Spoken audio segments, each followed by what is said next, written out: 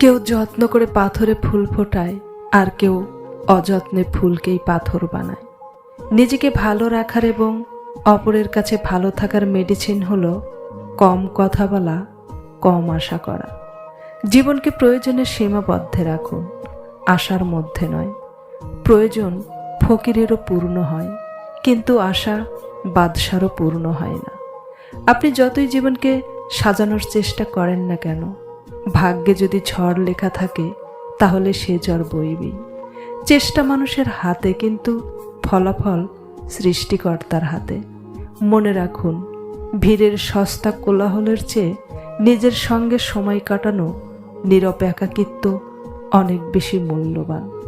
সব উপস্থিতি আপনাকে সম্মান দেয় না।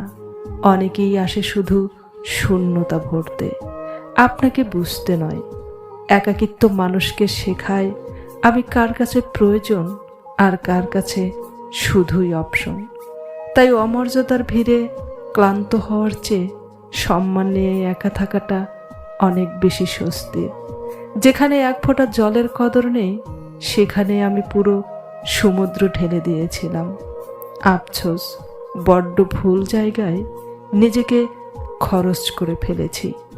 কারোর উপর নালিশ নেই, হিসেব শুধু নিজের কাছেই মিলছে না। এত দামি একটা জীবন, অথচ কি সস্তা মানুষের পেছনেই না ব্যয় করে ফেললাম।